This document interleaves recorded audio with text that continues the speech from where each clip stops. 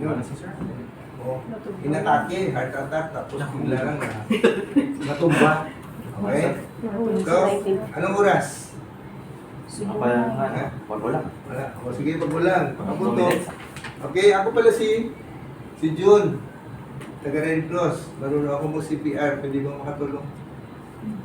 Okay, sige. Wala sir, hindi mo na naman kilala. Okay, so dito. Sobrahan na yung dermal. Say, sir, are you okay? Sir, are you okay? Sir, are you okay? Victim is unresponsive. Pakitawag ng ambulance, pwede. Okay. Okay? Tapos, open airway. Then, check. Yan, sabay mo ng tatlo ha. Nag-airway, breathing, at saka pulso.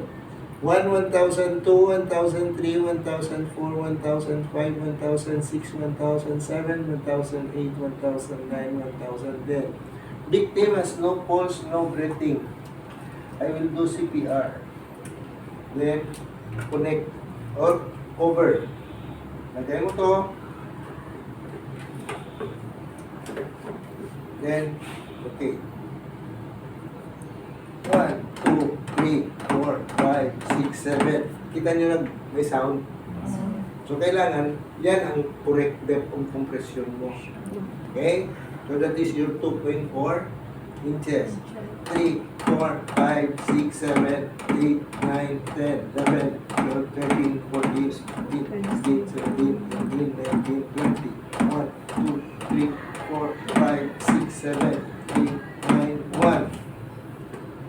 Always 1 to 20 open the lang. airway ka. Tapos 1 to 9. So dito, para hindi kayo maghanap ulit dito, so pag ganito mo,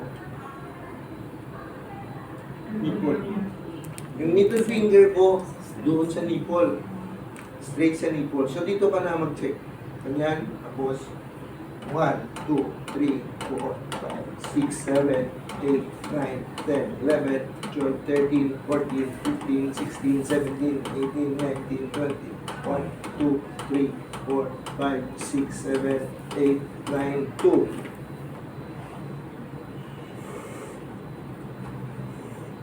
Ganito maghawak dito ang letter C, letter E. Yan yung tinatawag namin na easy clamp. Para na nakasinto. Okay, tapos 1, 2, 3, 4, 5, 6, 7, 8, 9, 10, 11, 12, 13, 14, 15, 16, 17, 18, 19, 20. 1, 2, 3, 4, 5, 6, 7, 8, 9, 2. 3.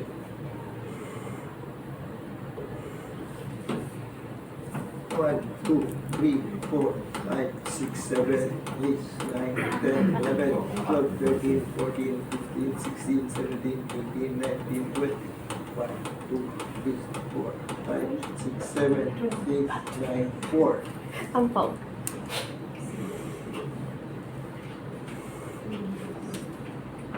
1, 2, 3, 4, 5, 6, 7, 8, 9, 10, 11, 12, 13, 14, 15, 16, 17, 18, 19, 20.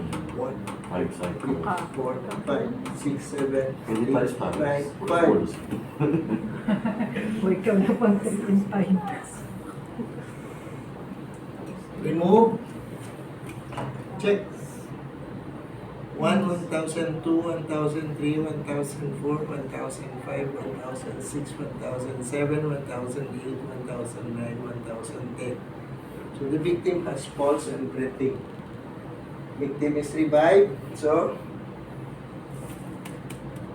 lagay dito. Para sa ano to? Diba? Marami ulan siya. Same level yung pulo niya sa spinal column. So, lagay mo to. Tapos yung isang kamay, dito, nakaganon siya. Tapos, yung leg, it's either naka-cross or naka-flex. Kasi kung no, kasi kung ano, kung malaki yung victim, kailangan naka-flex ka ganyan. Tapos, dito ka sa tuhod, Kahit ikaw Ay, makasay. side lying ka agad. Just in case ng victim nag-attempt na magsuka, so make sure na ilagay mo siya sa recovery position kasi baka magsuka siya at saka nakatira. Never ano yung dito okay, nakasupine. So yun, tapos yung suka na siya, itap mo yung likod para na clear niya yung ilabas niya yung obstruction doon. At saka makakapagpahinga, nakakapaghinga na siya. Okay, so yun ang recovery position natin. Okay, until na fully conscious, so, muna, mag-interview na kayo sa victim kung kailangan na to complete your report. Yes, no? Question? So, tapos pagbalik, support nyo to. So, yan ang mangyayari. Sana o taxi na eh. Okay, any question?